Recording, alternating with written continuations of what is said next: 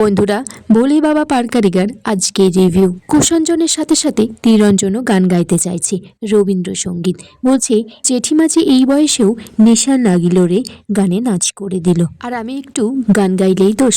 তখন কুইনের ঠাম্মি বলছে না বাবা, তুমি গান গাও। সেখানে আমানের বর এসেছে, বলছে কিছু জনকে বাড়িতে পৌঁছে দিয়ে এলাম। কুষাঞ্জন বলছে যাক বাবা, তুমি যে এসেছো জামাই, তোমার যে খাওয়া শেষ হয়েছে এই। তিরঞ্জন তারপর কুইনের বান্ধবীদেরকে বলছে ও কুষাঞ্জন হয়ে কুজদা হতে পারে, আর আমি ত্রিরঞ্জন হয়ে টিনুদা কেন হতে পারবো না। ত্রিরঞ্জন তারপর এত বাজেভাবে রবীন্দ্রসঙ্গীত গাই, সবাই হাসছে, হাততালি তো পরের কথা। এদিকে কুষাঞ্জন বলছে আমি 21শে ফেব্রুয়ারির উপলক্ষে একটা বাংলা গান গাইবো। তারপর তারা সবাই মিলে 21শে ফেব্রুয়ারি উপলক্ষে একটা বাংলা গান করে। পর কুইনের বিদায় পর্ব, সেখানে কুইনের বাবা কুইনের ঠাম্মিকে বলছে তুমি আগে আশীর্বাদ করো মা। কুইনের ঠাম্মি তারপর উজান আর কুইনকে আশীর্বাদ করছে, মিষ্টি খাওয়াচ্ছে। উজানকে বলছে যে দাদু ভাই, আমি যদি কোনো ভুল করে থাকি কালকে আমাকে ক্ষমা করে দিও। আমান বলছে ঠাম্মি, তুমি ক্ষমা চাইছো কেন তোমার নাচ জামাইয়ের কাছে? তখন ঠাম্মি বলছে হয়তো পানটা খাইয়ে কালকে ভুলই করে ফেলেছি আমি, আর আমি যেটা বললাম সেটা মাথায় রেখো। আমার নাতনিটাকে একটু দেখো, ও খুব ভালো মেয়ে, দেখো খুব বাধ্য হয়ে চলবে। কুইনকে বলছি যে দিদি ভাই, তুমি কিন্তু এই বাড়িতে ভালো হয়ে থেকো, তোমার উপর নির্ভর করছে আমাদের পরিবারের সুনাম। কেউ যেন বলতে না পারে যে তোমার বাবা মা তোমায় শিক্ষা দেয়নি। তারপর কুইনের বাবা কুইন আর উজানকে আশীর্বাদ করছে।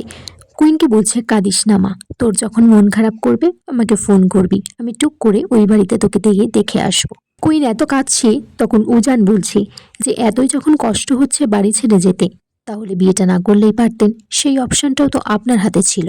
কেয়া তারপর উজানকে বলছে যে তুমি কি নিষ্ঠুর গো উজানদা, দিদিভাই কি শুধুমাত্র তার মা বাবার জন্য কাঁদছে? আমরা কত বন্ধু বান্ধবী ছিলাম, তাদের কথাও তো মনে করে কাঁদছে।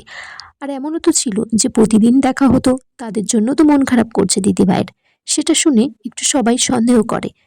আমান বলছে যে তুমি কি এরকম ছোটদের মতো ধপধপ করে কথা বলে ফেলো যেখানে সেখানে?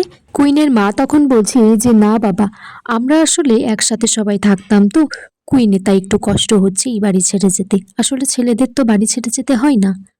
আমান তখন বলছে হ্যাঁ, সে তো আমার বেলায়ও হয়েছিল, আমাদের বাড়ির লোকজন সবাই কি কান্না।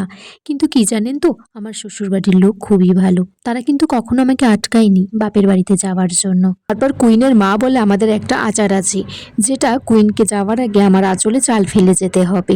এটা তো অনেক দিনের নিয়ম, আমাদেরকে মানতেই হবে। আমানের বর বলছে এটা কখনো হয় নাকি, মায়ের ঋণ কখনো শোধ করা যায় না। কুইনের মা তারপর আশীর্বাদ করতে বসে, কুইনকে বলে যে এত কাঁদিস না মা, তুই কাঁদলে আমি কি করে পারি বলতো?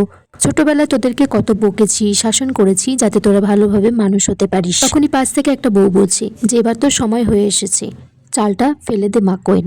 এখানে আজকের পর্ব শেষ হয়ে যায় বন্ধুরা। তোমরা কমেন্টস করে জানিও কেমন লেগেছে আজকের পর্বটা।